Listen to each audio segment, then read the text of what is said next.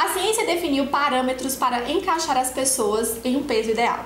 Já a mídia definiu um padrão de beleza ideal. Mas em que consiste esse peso ideal? Quais os fatores que ele leva em consideração? O que é que vem se tornando ideal? E o que é ideal para você? Vamos ver o outro lado dessa moeda? Fica aqui comigo!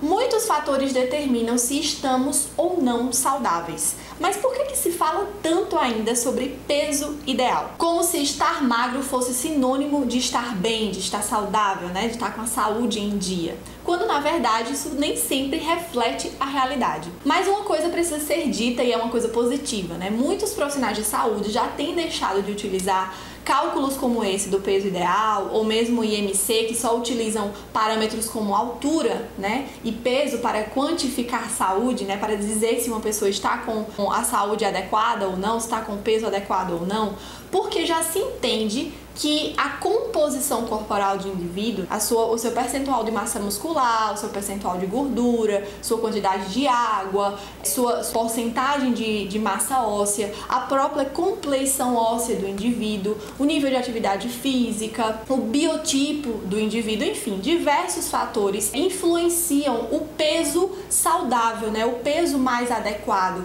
para um indivíduo ou outro. E para algumas pessoas, parâmetros como o IMC ou o peso ideal podem até ser útil para sinalizar um alerta, mas não significam uma sentença de inadequação ou uma falta de saúde, ok? Agora, o que realmente vem mexendo com a cabeça das pessoas é o padrão que a mídia estabeleceu como ideal e que cá para nós nem padrão é, né? Porque no contexto da palavra, no significado da palavra ideal, está associado à questão da maioria, né? De ser maioria, ou seja, 50% mais um. E com certeza você concorda aqui comigo que não é a maioria das pessoas que tem abdômen tanquinho, né? Ou um corpo esbéltico. Pelo contrário, a gente vive hoje a realidade aqui no Brasil, onde mais de 60% das pessoas estão com sobrepeso e obesidade e que acabam não tendo só que encarar os seus próprios espelhos, né? O julgamento do espelho, mas também o julgamento dos olhos das pessoas ditas adequadas, né? Com os seus pesos adequados, os seus pesos ideais. Mas a minha intenção com esse vídeo é te convidar para observar outros fatores que são pouco comentados, mas que estão também relacionados com a conquista do seu peso ideal, ou melhor falando, do seu peso saudável. Vamos lá? O primeiro fator é conhecer a si mesmo. Ai, Nutri, lá vem você com essa história de autoconhecimento. Olha só que analogia bacana que a renomada autora do livro Mulheres, Comida e Deus faz. Ela diz que o nosso relacionamento com a comida costuma mimetizar, ser uma imitação, ser um reflexo do nosso relacionamento com a vida. E agora eu quero te dar um exemplo para você ver se isso se encaixa de alguma forma na sua vida. Perceba se no seu dia a dia, se na sua vida comum, você não costuma ser uma pessoa que se dá muito às outras, né? Que tem dificuldade de dizer não, que sempre se coloca muito à disposição, muito solícita, ainda que isso acabe desorganizando outros fatores da sua vida, mas você tem dificuldade de deixar as pessoas na mão, né? Você acha que você vai deixar as pessoas na mão, ou você tem dificuldade de dizer não para elas. Agora observa se no seu relacionamento com a comida você também não tem dificuldade de encontrar e de respeitar os seus limites. Perceba se você também não tem dificuldade de rejeitar um alimento, uma comida que alguém te oferece. Fê, começou a fazer sentido para você? Então eu quero que você tente responder aí na sua casa ou no seu trabalho, onde você esteja, para você mesmo. Quanto você acha que você se conhece? Quais são os seus pontos fortes? No que é que você precisa melhorar?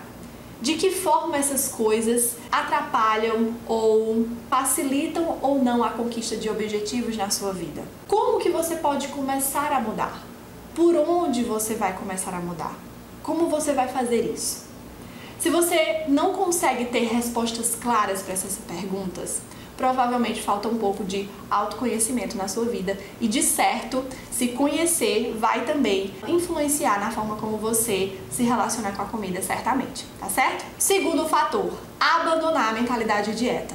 Não tem como fugir da ideia de que primeiro você precisa se desfazer da mentalidade de que existem alimentos bons, ruins, que engordam, que emagrecem, para que você consiga se relacionar com a comida de uma forma mais prazerosa, com menos culpa, com menos julgamento acerca de você mesmo e daquilo que está no seu prato. A partir disso, dessa conquista, né, de abandonar a mentalidade de dieta, vem o terceiro fator, que é ter um relacionamento positivo, amigável com a comida, que é, como eu disse, um resultado de abandonar a mentalidade de dieta. Porque se você continuar achando que a solução para suas questões com o peso e a comida se resume em fazer dieta, é excluir um alimento ou outro, em se permitir comer algo ou não, porque é limpo, porque é aceitável socialmente, ou porque se encaixa nos padrões da indústria fitness, você vai continuar tendo esses mesmos problemas. Porque você não vai conseguir olhar para dentro de você, não vai conseguir identificar as suas dificuldades e por que você não consegue seguir essa ou aquela estratégia alimentar. Talvez o que você precise realmente entender é o quarto fator que influencia na conquista do seu peso saudável, que é encontrar o seu estilo de vida saudável. Não aquele que vai funcionar para sua vizinha, para amiga da faculdade ou da academia ou para fulana de tal. Não. É aquilo que vai ser possível de manter de forma prazerosa e sustentável para o resto da sua vida. Porque só conseguindo aderir novos hábitos, né? Hábitos mais positivos, mais saudáveis, praticando-os de uma forma prazerosa, como parte de você mesmo, não aquilo que é sacrifício, que é penoso, que é ruim, que é maçante, mas aquilo que é você também. Você é sentir prazer em comer um hambúrguer, mas é também sentir prazer em comer um prato de salada. Ou é sentir prazer em passar uma tarde de domingo inteira deitada assistindo Netflix, ou uma tarde de domingo numa caminhada de montanha, né? Ou numa caminhada com os amigos, num passeio ciclístico. Enfim, é você ter prazer em ser uma pessoa saudável e saber quais os momentos que um comportamento é equilibrado ou não, seja em relação à vida ou à comida, tá certo? O quinto fator que pode afetar na conquista do seu peso ideal é o fato de você não se comparar. Realmente a comparação é algo bastante destrutivo, porque ela só faz você focar naquilo que você não tem, naquilo que você não é bom, naquilo que você não é ainda, né? E deixar de focar naquilo que você já tem, já conquistou. Além disso, ela também é bastante justa, uma vez que nós somos mais de 7,5 bilhões de pessoas no mundo. Mais de 7,5 bilhões de DNAs, não tem ninguém igual a ninguém. Então, você usar outra pessoa como parâmetro de sucesso, de avanço, de conquista de resultados para você é muito injusto. O mais inteligente e ideal é você se comparar com você mesmo. Como que você pode ser melhor amanhã do que você foi hoje? Como você pode ser melhor hoje do que você foi ontem? Entende? É nesse sentido que você tem que pensar. E por fim, o sexto fator que pode influenciar na conquista do seu peso ideal é aprender a lidar com pensamentos sabotadores, gatilhos mentais ou mesmo crenças limitantes. Elas são semelhantes, né? Essas questões que eu acabei de falar são semelhantes, mas eu quero colocar elas de forma mais individualizadas para que você entenda que são semelhantes, mas não são iguais.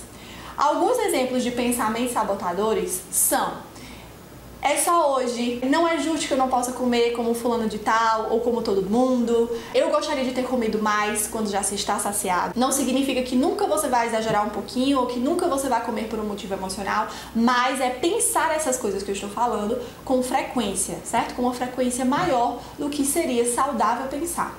Outro pensamento sabotador é: eu vou logo terminar essa caixa de chocolate para que eu possa parar de comer chocolate de vez. E aí você acaba comendo a caixa de chocolate inteira e se sabotando, né? Daqui a pouco, sei lá, de repente você vai comprar uma outra caixa de chocolate, na próxima semana você compra uma outra caixa de chocolate e esse ciclo nunca termina. Você sempre tá se prometendo, né, que vai comer aquela caixa de chocolate de uma vez para não ter mais ela em casa, como um impulso para você comer e então você se vê em paz e não comer mais chocolate. E não acontece isso. Você já deve ter experimentado essa situação, se isso aconteceu com você, né? E saber que você voltou a comer chocolate em outras situações, não é verdade? Agora alguns exemplos de crenças limitantes. É errado deixar comida no prato, quando, na verdade, se for excesso, vai ser um desperdício, tanto dentro de você quanto no lixo, né?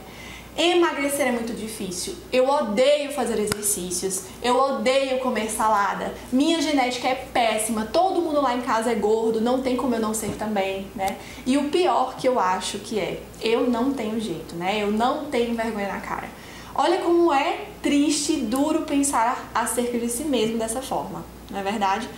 Então, as crenças limitantes, elas funcionam como fortalezas na sua mente, né?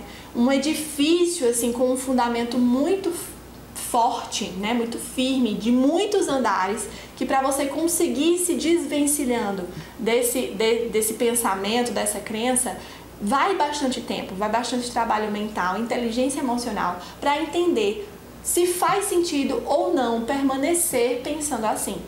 O quanto isso é positivo ou negativo para você, o quanto pensar assim te aproxima ou te afasta dos seus objetivos. E por fim, eu quero te dar alguns exemplos de gatilhos mentais. Gatilhos mentais são situações que te colocam a agir por impulso e que não fariam o mesmo e que você não teria esse mesmo impulso se você não estivesse nessa situação.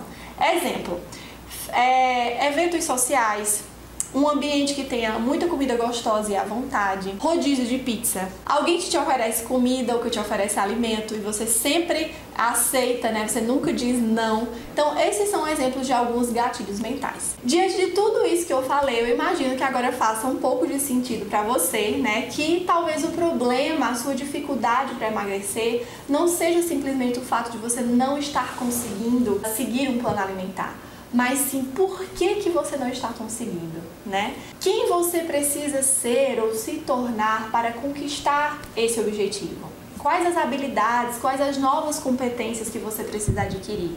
Quais as novas crenças que você precisa trocar pelas antigas? Quais os novos pensamentos que você precisa trocar pelos antigos? E aí, quando essas coisas estão mais arrumadas dentro de você, por isso a importância do autoconhecimento, aí sim, seguir um plano alimentar talvez não tenha tantos empecilhos, tantas dificuldades, não seja tão difícil, tá certo? Espero que você tenha gostado desse vídeo. Se você curtiu, não esqueça de compartilhar, de se inscrever no canal e de voltar por aqui semana que vem pra gente conversar mais um pouquinho, tá certo? Beijo pra você e até a próxima. Tchau, tchau!